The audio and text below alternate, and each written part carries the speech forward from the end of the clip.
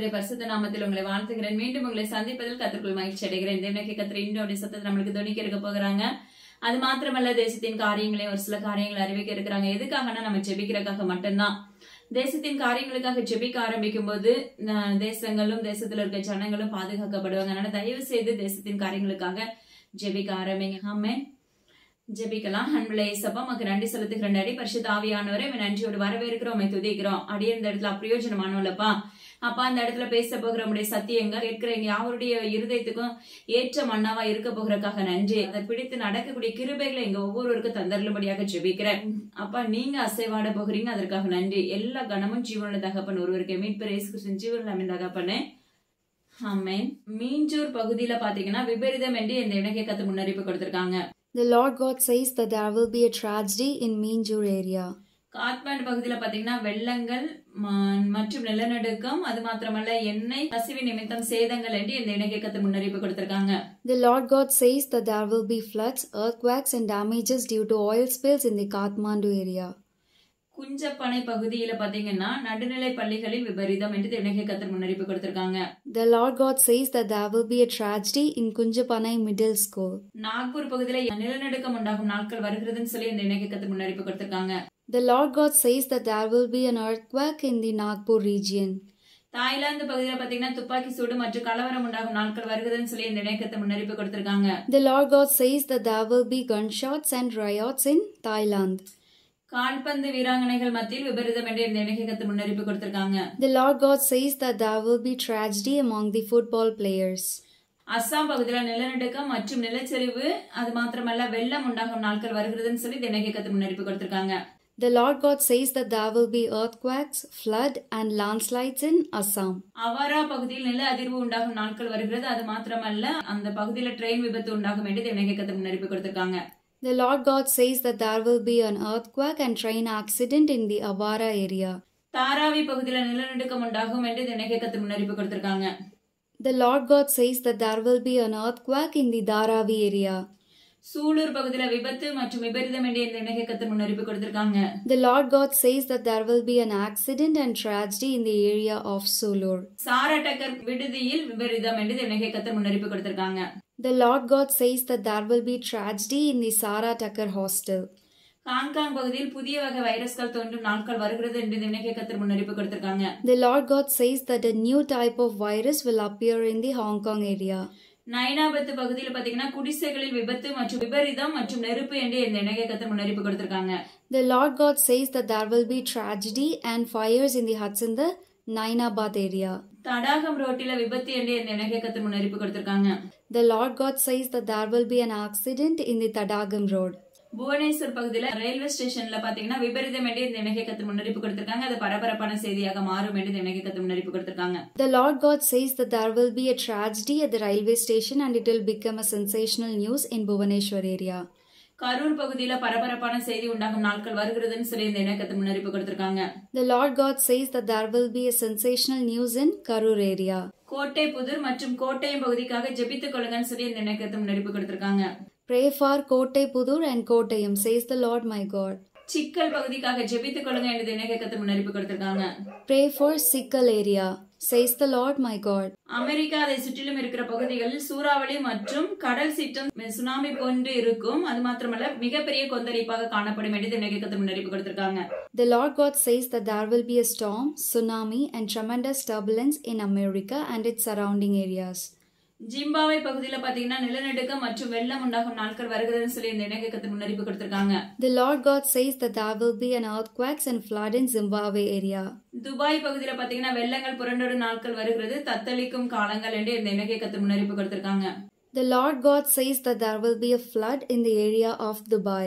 வடகொரியா பகுதியில பாத்தீங்கன்னா நிலநடுக்கம் ஏற்படும் நாட்கள் வருகிறதுன்னு சொல்லி இந்த இணக்கத்தை முன்னறிப்பு கொடுத்திருக்காங்க. The Lord God says that there will be an earthquake in North Korea. Nipah virus பாத்தீங்கன்னா தேசமெங்கிலும் பரவும் நாட்கள் வருகிறதுன்னு சொல்லி இந்த இணக்கத்தை முன்னறிப்பு கொடுத்திருக்காங்க. The days are coming when the Nipah virus will spread, says the Lord my God. அதாவது துருக்கி பகுதியில மறுபடியும் நிலநடுக்கம் உண்டாகும் நாட்கள் வருகிறது, அது வரலாறு காணாத அளவுக்கு இருக்கும் என்று இந்த இணக்கத்தை முன்னறிப்பு கொடுத்திருக்காங்க. The Lord God says that there will be another earthquake in Turkey and it will be unprecedented. Mexico பகுதியில பாத்தீங்கன்னா கலவரம் மற்றும் வெள்ளம் உண்டாகும் நாட்கள் வருகிறது. அது மிகவும் தத்தளிப்பின் பாதையை கொடுக்கும் என்று இந்த இலங்கை கர்த்தர் முன்னறிவிப்பு கொடுத்திருக்காங்க. The Lord God says that there will be riot, flood and turmoil in Mexico area. தேசத்தின் காரியங்களுக்காக நிச்சயமா ஜெபிக்க ஆரம்பிங்க. சில காரியங்கள் பாத்தீங்கன்னா தொடர்ச்சியா அந்த இலங்கை கர்த்தர் ஒரு சில ஊர்கள் பெயர்கள்லாம் தொடர்ச்சியா சொல்லிட்டே வராங்க. ஏன் அதை சொல்லிட்டே வராங்கன்னா, அவர் நினைச்ச காரியங்களை இன்னும் அங்க நிறைவேற்றலைன்னா அதுக்கு முன்னாடி என் பிள்ளைங்க ஜெபத்துல உறுதியா வளர்ந்துட்டாங்கன்னா அந்த இலையில நடக்காதபடி காத்து கொள்ளலாமே அப்படிங்கிற ஒரு நோக்கத்தோட தான் திரும்ப நம்மளுக்கு என்ன பண்றாங்கன்னா எக்ஸ்பிளைன் பண்ணிட்டே இருக்காங்க. அதனால தயவு செய்து தேசத்தின் காரியங்களுக்காக ஜெபிக்க ஆரம்பிங்க. தேவனுடைய கர்த்தர் நம்மளுக்கு இரக்கமுள்ள தகப்பனா இருக்கிறார். ஆமென். இன்று தெரிந்து கொள்ளப்பட்ட தலைப்பு என்னன்னா நுகம். வசனம் பாருங்க, நாகும் 1ஆம் அதிகாரம் 13வது வசனம். இப்போது நான் உன்மேல் இருக்கிற அவன் நுகத்தை முறித்து உன் கட்டுகளை அறுப்பேன். ஹல்லேலூயா. இன்னைக்கு ஜீவனுள்ள தேவனுடைய கர்த்தர் நம்மளுக்கு உரைக்கிற காரியம் என்னன்னா, நான் உன்மேல் இருக்கிற அவன் நுகத்தை முறித்து உன் காயங்களை கட்டுவேன். யோசிச்சு பாருங்க, சிலருக்கு நுகம்னா என்னன்னு தெரியும், சிலருக்கு பாத்தீங்கன்னா அது நுகம்னா என்னன்னு தெரியாது. ஆனா இந்த இடத்துல தேவனுடைய கர்த்தர் சொல்லி கொடுக்கிற ஒரு காரியம், நுகம் அப்படிங்கிறது நம்முடைய கழுத்துல சுமையா இருக்கிற சுமைகள், நம்முடைய முதுகுல சுமையா சுமந்து கொண்டிருக்கிற பாரங்கள். ஹல்லேலூயா. இருதயத்துல சுமந்து கொண்டிருக்கிற வலிகள், பாரங்கள், இது எல்லாமே ஒரு நுகத்தை தான் குறிக்கும். அது மாத்திரமல்ல, இன்னைக்கு ஆசீர்வாதத்தை முழுமையா பெற முடியாதது கூட நுகங்கள் தான். ஹல்லேலூயா. பாருங்க, வேதத்துல பாத்தீங்கன்னா ஆபிரகாம் சாராளை குறிச்சு நம்மளுக்கு நல்லா தெரியும். ஆனா அவங்களுக்கு பாருங்க குழந்தை இல்ல அப்படிங்கிற ஒரு நுகம் எங்க 100 வயது ஆகும் வரைக்கும் இருந்தது. ஹல்லேலூயா. அது மாத்திரமல்ல, யாக்கோபை குறிச்சு நம்மளுக்கு நல்லா தெரியும். தம் பிள்ளை காணாம போயிட்டான் அப்படின்னு சொல்லிட்டு யோசேப்பு காணாம போனது நிமித்தம் அந்த யாக்கோபுடைய இருதயம் எப்படி இருந்துச்சு, மிகவும் பாரமான ஒரு சூழ்நிலைக்குள்ள தள்ளப்பட்டு இருந்தாரு. அது அவருக்கு ஒரு பிள்ளையை குறித்தான ஒரு நுகம். சிலருடைய வாழ்க்கையில பாருங்க, திருமணம் நடக்கலையே அப்படின்னு சொல்லி ஒரு நுகங்கள் இருக்கும்.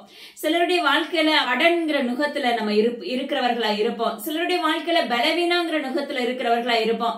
சிலருடைய வாழ்க்கையில பாத்தீங்கன்னா யாருமே நம்மளை நேசிக்கலையே, அதுவே நம்முடைய வாழ்க்கை தரமா பல ஆண்டுகள் ஓடிக்கொண்டே இருக்கும்.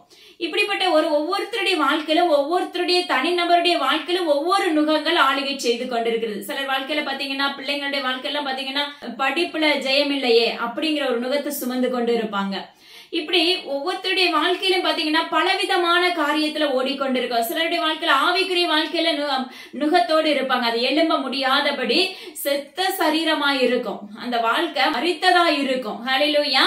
ஆவிக்குரிய வாழ்க்கை இப்படிப்பட்ட நுகத்தோடு ஓடிக்கொண்டிருக்கிறவர்களை நம்ம இன்று இருக்கிறோம். ஆனா தேவனுடைய கர்த்தர் சொல்லுகிறார், இன்று அவன் உன்மேல் வைத்த நுகத்தை நான் என்ன செய்வேன், முறிக்கிறேன்.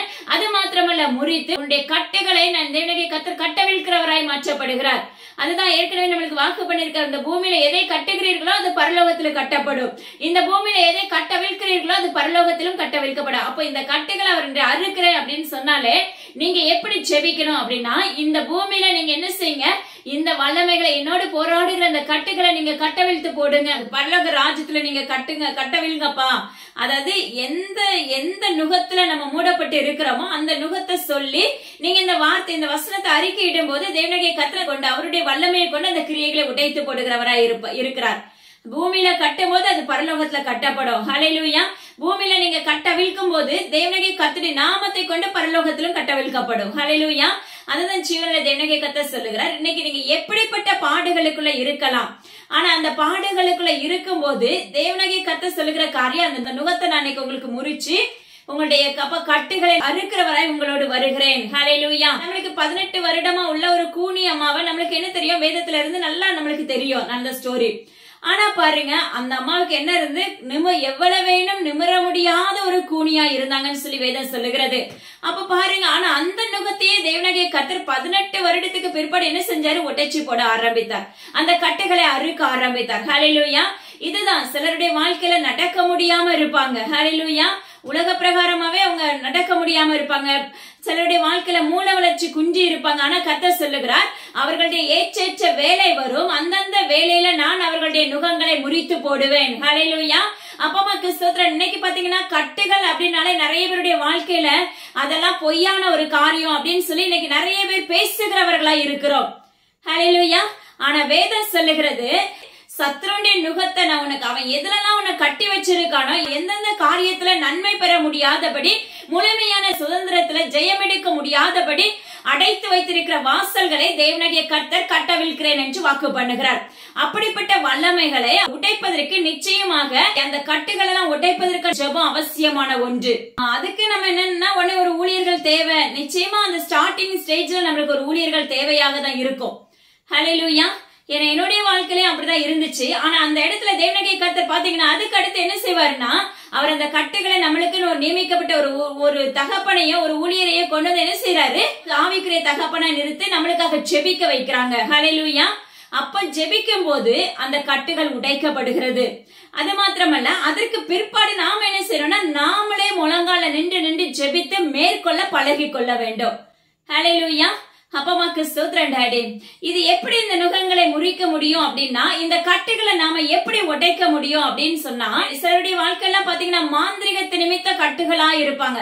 அதாவது தலைமுறையா அந்த கட்டுகள் பின்தொடர்ந்து கொண்டே இருக்கும். சிலருடைய வாழ்க்கையில புண்கள் நிமித்தமா கட்டுகள் இருக்கும், கரும்பத்து அது நிமித்தமாக அந்த கட்டுகள் அவர்களை பின்தொடர்ந்து கொண்டே இருக்கும். இப்படி தலைமுறையாக என்ன செய்யற ஒரு சில கட்டுகள் என்ன செய்யறது, பின் தொடர்கிறது. ஆனா ஜீவனுடைய தகப்பன் சொல்லுகிறார், இன்று நீங்கள் விசுவாசித்தீர்களே என்றால் அந்த கட்டுகளை அறுப்பதற்காக தேவனாகிய கர்த்தர் உங்களோடு வருகிறேன் என்று வாக்கு பண்ணுகிறார். ஹல்லேலூயா.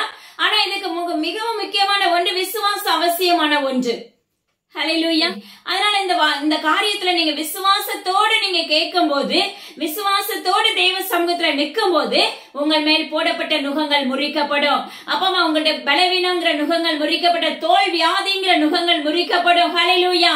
அநேகருடைய கருப்பு பையில கட்டிங்கிற நுகத்தை என் கர்த்தர் முறிக்கிறேன் என்று வாக்கு பண்ணுகிறார். இது ஒரு பக்கம். பாருங்க, நுகத்துல இன்னொரு வகையான ஒன்று. ஹல்லேலூயா. இந்த நுகத்தை நம்மளுக்கு யாரு கொடுக்கிறா அப்படின்னா, சத்ருவானவன் இதை என்ன செஞ்சிருப்பான், நம்முடைய வாழ்க்கையில விதைச்சு வைத்திருப்பான். சத்ருவானவன் எதனால நம்முடைய வாழ்க்கையில விதைக்கிறான் அப்படின்னா, நம்முடைய ஆவிக்குரிய வாழ்க்கை தேவனாகிய கர்த்தருக்கு உகந்த வாசனை உள்ளதா இராது. ஹல்லேலூயா. நம்முடைய ஆவிக்குரிய வாழ்க்கை தேவனாகிய கர்த்தருக்கு பிரியமுள்ளதா இருக்கும் போது சத்ரு நம்முடைய வாழ்க்கையில என்ன செய்ய முடியாது, உள்ள நுழைய முடியாது. ஒரு பக்கம் பாத்தீங்கன்னா தேவனாகிய கர்த்தர் சொல்லுகிறார், அப்ப இந்த சத்ருடைய வல்லமை உடைக்கணும்னா உன்னுடைய முழங்கால் யுத்த முழங்காலாய் மாற்றப்பட வேண்டும். ஹல்லேலூயா. உன்னுடைய உபவாசம் தேவனாகிய கர்த்தருக்கு உகந்த வாசனை உள்ளதாய் மாற்றப்பட வேண்டும். உலகத்தின் பார்வைக்கு உபவாசம் போடுவதும் உலகத்தின் பார்வைக்கு நீ முழங்கால் போடுவதுமா இருந்தீர்களே என்றால் அந்த வாழ்க்கை, அந்த ஆவிக்குரிய வாழ்க்கை உங்களுடைய வாழ்க்கையில கட்டுகளை அறுக்காது, உங்களுடைய நுகத்தை முறிக்காது என்று நசரேயனாகிய இயேசு கிறிஸ்துவின் அதிகாரமுள்ள நாமத்தை கொண்டு கட்டளை கொடுக்கிறேன். ஏன்னா நீங்க சொல்லுவீங்க, நான் இதுக்காக தினமும் ஜெபிக்கிறேன். சிலருடைய வாழ்க்கையில பாத்தீங்கன்னா பேசுவாங்க, இந்த பாடுகளுக்காக நான் வருஷ கணக்கா ஜெபிச்சிட்டு இருக்கிறேன் அப்படின்னு சொல்லுவாங்க. ஆனா தேவனாகிய கர்த்தர் எடுத்த அந்த விண்ணப்பத்தை வைக்கும் போது அவர் சொல்லுவாரு, இருதயத்துல எப்படிப்பட்ட கரைகள் இருக்கிறது, இன்னும் முழுமையான விடுதலை உனக்கு நான் எப்படி கொடுக்க முடியும் என்று தேவனாகிய கர்த்தர் விண்ணப்பிப்பார். தேவனாகிய கர்த்தர் பாருங்க, ஒரு பக்கம் அவர் அப்ப நம்மளை மன்னிக்கிற தகப்பனா இருக்கிறார். அவரிடத்துல நம்ம ஒப்புரவாகும் போது நம்முடைய பாவங்களை மன்னித்து நம்மளை சுத்திகரித்து அவருடைய அப்பமக்கு ராஜ்யத்துக்கு ஏற்ற பிள்ளைகளை மாற்றுகிற தகப்பனா இருக்கிறார். இரண்டாவது நம்முடைய விடுதலை கொடுக்கிற தகப்பனா இருக்கிறார். ஆனா கர்த்தர் சொல்லுகிற காரியம், அதுக்கு முன்னாடி என்ன செய்ய, நம்முடைய சரீரத்துல எந்த இடத்துல கேப் இருக்கோ, நம்முடைய இருதயத்துல தேவனாகிய கர்த்தர் குடிக்கொள்ளாத பட்சத்தில் சத்ருவானவன் அந்த இருதயத்துக்குள்ள குடிக்கொண்டு விடுவான். ஹல்லேலூயா. அந்த இருதயத்தை சத்ருவானவன் ஆளுகை செய்ய ஆரம்பித்து விடுவான். ஏன்னா போன வாரம் நம்ம பார்த்த அபகரிக்கும் வல்லமை, சத்ருவின் நிமித்தம் நம்முடைய சரீரங்கள் அபகரிக்கப்படுகிறது. ஹல்லேலூயா. அப்பமாக்கு ஸ்தோத்திரம் டாடி. நம்மளுக்கு வருகிற நன்மைகள் அபகரிக்கப்படுகிறது. நம்முடைய வாழ்க்கையில விடுதலையே இல்லாத ஒரு சூழ்நிலைகளுக்குள்ள கட்டப்பட்டு இருக்கிறோம். எப்படி ஆபிரகாம் பாத்தீங்கன்னா 100 ஆண்டு காலம் யோசிச்சு பாருங்க, குழந்தையே இல்ல, குழந்தை இல்லாத தன்மை. அப்ப எவ்வளவு நுகத்தோடு அவர்கள் இருந்திருப்பாங்க. ஆனா கர்த்தர் பாருங்க வாக்கு பண்ணி இருக்காரு. அந்த வாக்கு தத்துவத்துல ஒரு பக்கம் அவங்க என்ன பண்றாங்க, இதுல விசுவாசத்திலேயே இந்த சத்தியத்தை எடுக்கலாம். ஆனா தேவனாகிய கர்த்தர் இன்று கொடுக்கிற உவமை எதுக்காக அப்படின்னா, அவர்களுக்கு போடப்பட்ட நுகங்களை குறித்து நம்மளோட கற்றுக் கொடுக்கிறார். ஆனா அந்த நுகத்தை உடைக்க ஆரம்பித்தார். ஹல்லேலூயா. அத்தனை காலங்கள் தேவைப்பட்டிருக்கிறது. யோசிச்சு பாருங்க. அதே போலதான் நம்முடைய வாழ்க்கையிலையும் சில நுகங்களை உடைப்பதற்கு, சிலருடைய வாழ்க்கையில சில நுகங்களை உடனே உடைச்சிருவாங்க. ஒரு ஊழியர் கையில ஒப்பு கொடுப்பாங்க, அடுத்த அந்த காரியத்தை அழகா உடைச்சு என்ன செஞ்சாங்கன்னா அவங்களை அடுத்த மேன்மைப்படுத்த ஆரம்பித்து விடுவார். அதாவது அடுத்தடுத்த பாதையில அவர்களை உயர்த்த ஆரம்பித்து விடுவார்.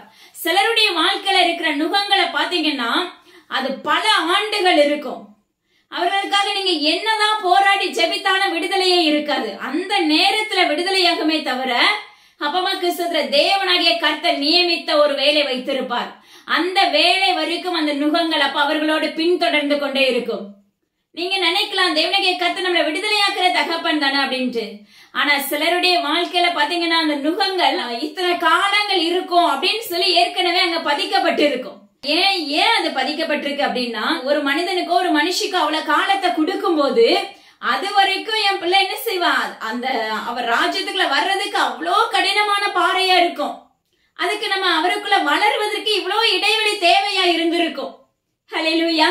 அப்படி அந்த இடைவெளி கொடுக்கறது பட்சத்துலதான் நம்ம அவருக்குள்ள வளர ஆரம்பிப்போம். ஏன்னா எல்லாருமே கைவிட்டுருவாங்க.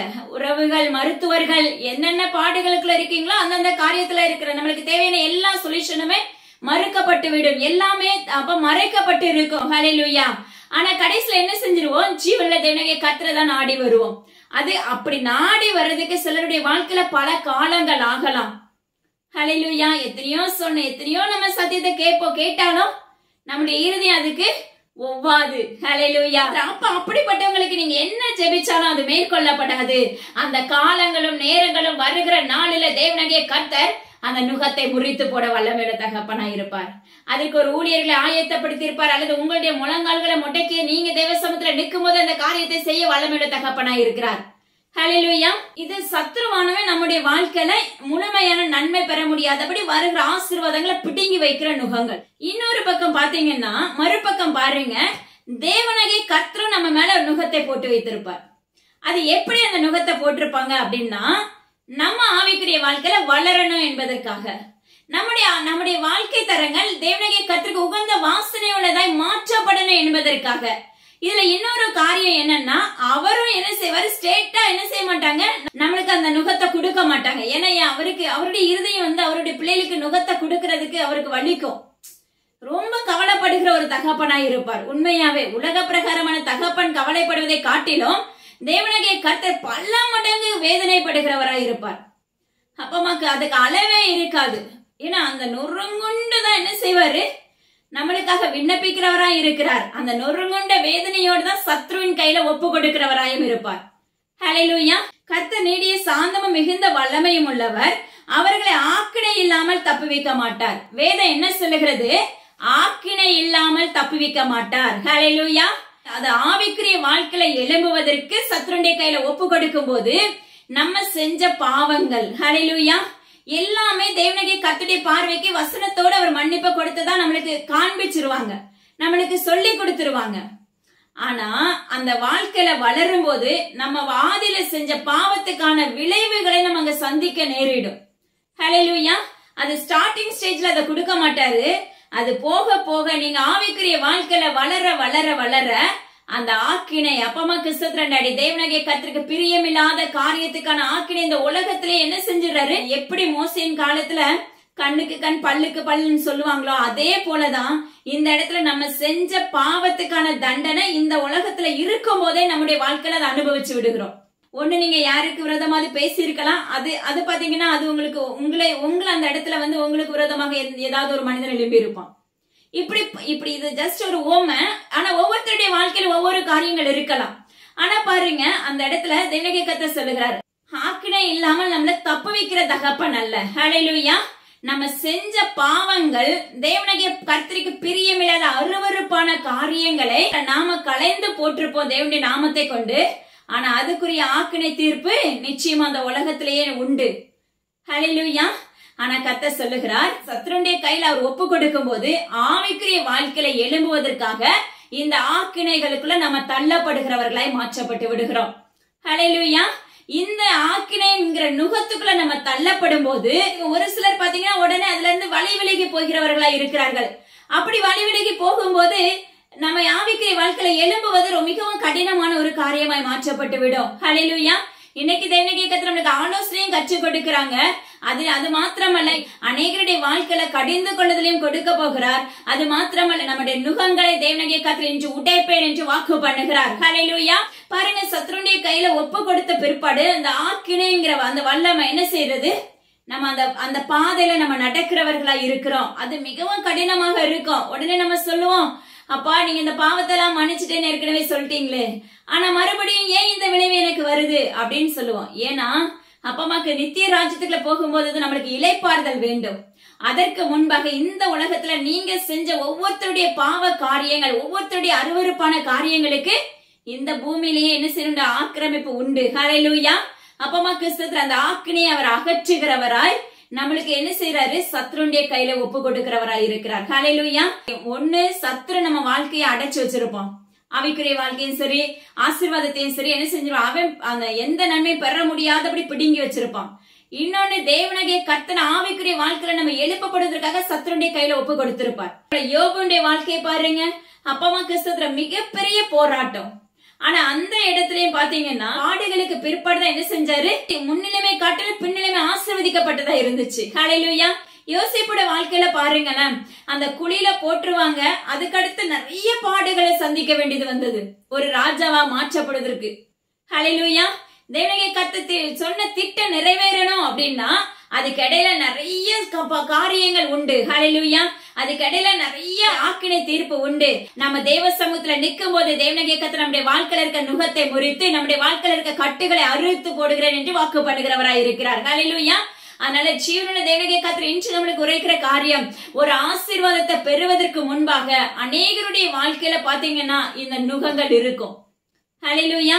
இந்த கட்டுகளை தேவனாகிய கர்த்தர் என்ன செய்யறாரு? இன்று அதை சங்கிலிகளை பிடுங்கி போடுகிறேன் என்று வாக்கு பண்ணுகிறார். ஹல்லேலூயா. சத்துரு கொடுக்கிற நுகம் ஈஸியா நீங்க ஜெபிக்கும் போது அது உடைக்கப்பட்டுரும்.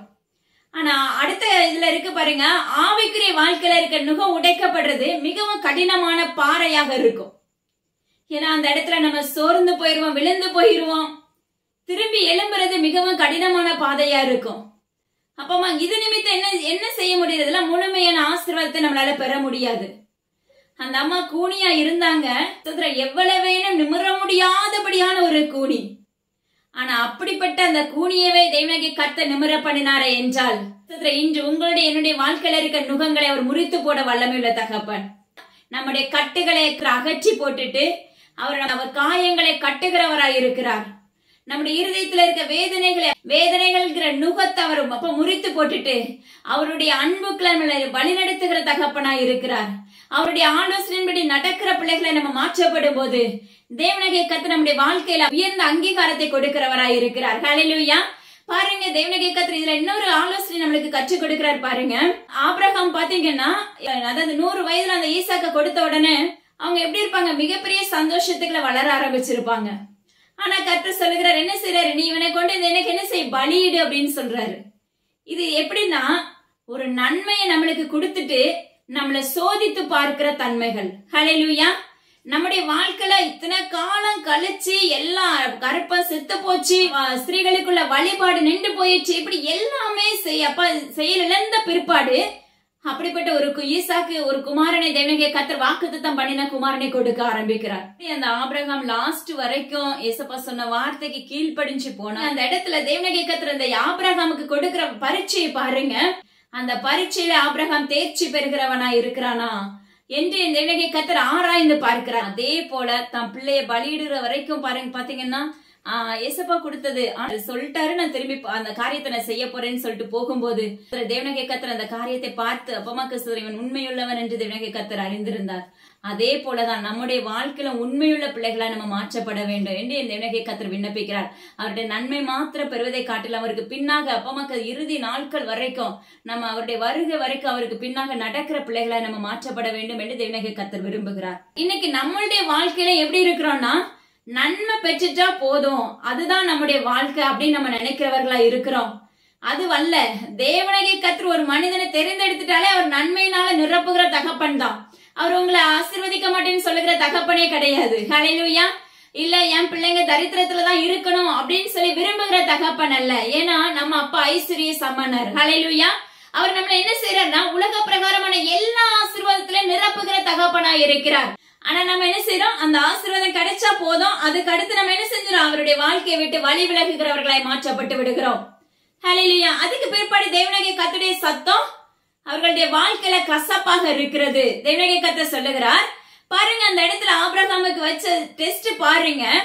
அந்த பிள்ளைய கூட்டிட்டு போய் கட்டையில வச்சு கட்டி கத்தி எடுத்து வரைக்கும் தேவனாகிய கர்த்தர் அமைதலா இருக்கிறார். ஏன்னா அதை செய்யறானா? ஹல்லேலூயா. உண்மையுள்ள மகனா இருக்கிறானா? என்னுடைய வார்த்தைக்கு கீழ்ப்படுகிறானா? ஆராய்ச்சி பாருங்க. எத்தனையோ காரியங்கள் இதுக்குள்ள அடங்கும். ஆனா கர்த்தர் சொல்லுகிறார், பிள்ளையாண்டன் மேல் உன் கையை போடாதே. ஹல்லேலூயா. அப்பமாக்கு ஸ்தோத்திரம் டாடி. இததான் தேவனாகிய கர்த்தர் நம்முடைய வாழ்க்கையில விரும்புகிறவராய் இருக்கிறார். நம்முடைய வாழ்க்கையில விரும்புகிற ஒரு காரியம் ஆசீர்வாதத்தை பெற்றுறோம், அதற்கு பிற்பாடு அவரை விட்டு வழி விலகி போய் விடுகிறோம். ஹல்லேலூயா. அதுக்கப்புறம் நீங்க என்னதான் மண்டாடினாலும் நோ யூஸா மாறிடும். அதுக்கு பல காலங்கள் எழுப்பப்படும். ஹல்லேலூயா. யோசிச்சு பாருங்க. அதுக்கு முன்னாடியே தேவனாகிய கர்த்தர் நம்மளுக்கு சொல்லி கொடுக்கிறாரு அப்படின்னா, அவர் பெற்ற நன்மையை மாத்திரம் பெற்றுட்டு அவரை விட்டு விடாதபடி அவருடைய நித்திய ராஜ்யத்துக்குள்ள பிரவேசிக்கிற பிள்ளைகளாய் வளரும் வரைக்கும் அவருக்கு பின்னாக நடக்க ஆரம்பிங்க. ஹல்லேலூயா. ஊழியக்காரர்களா இருக்கலாம், விசுவாசிகளை யாரா வேணாலும் இருக்கலாம், எல்லாருக்குமே தேவனாகிய கர்த்தர் ஒவ்வொரு நாளுக்கும் ஒவ்வொரு காரியங்களை கற்றுக் கொடுத்து தான் கூட்டிட்டு போவாங்க. ஹல்லேலூயா. யாருமே முழு தேர்ச்சி பெற்றவங்களா இருக்க மாட்டாங்க, இருக்க முடியாது. ஏன்னா ஆவிக்குரிய வாழ்க்கையில தேவனாகிய கர்த்தர் ஒவ்வொரு நாளும் ஒவ்வொரு விதமான காரியங்களை நம்மளுக்கு சொல்லிக் கொடுக்கிறவராய் இருப்பார். ஹல்லேலூயா. ஒரே வசனத்துல பல அர்த்தங்களை கற்றுக் கொடுப்பாங்க. ஹல்லேலூயா. அப்ப பாத்தீங்க நம்முடைய வாழ்க்கையில அப்பமா கிறிஸ்து அவர் நம்மளுக்கு நன்மையை கொடுத்த பிறகு அவர் சொல்ற ஒரே ஒரு காரியம் என்னன்னா, நீ எப்பொழுதும் எனக்கு பரிசுத்தம் உள்ள மகளாயிரு, நீ எப்பொழுதும் எனக்கு பிரியமுள்ள மகனாயிரு. இத மட்டும்தான் கர்த்தர் விரும்புகிறார். ஆனா நம்ம என்ன செஞ்சிடறோம், அந்த எண்ணங்கள் எல்லாம் மறக்கடிக்கப்பட்டுறோம். மறக்கடிச்சு தேவனாகிய கர்த்தரை விட்டு வழி விலகுகிறவர்களாய் மாற்றப்பட்டு விடுகிறோம். அப்ப தேவனாகிய கர்த்தர் இன்று நம்மளுக்கு கற்றுக் கொடுக்கிற காரியம் பாருங்க, அவரை விட்டு வழி விலகாதபடி உங்களுடைய இருதயங்களை தேவனாகிய கர்த்தருக்கு நேராக காத்துக் கொள்ளுங்கள் என்று கர்த்தர் சொல்லுகிறார். ஹல்லேலூயா. அப்பொழுது உங்களுடைய வாழ்க்கையில துஷ்டன் கடந்து வருவதில்லை என்று கர்த்தர் உரைக்கிறார்.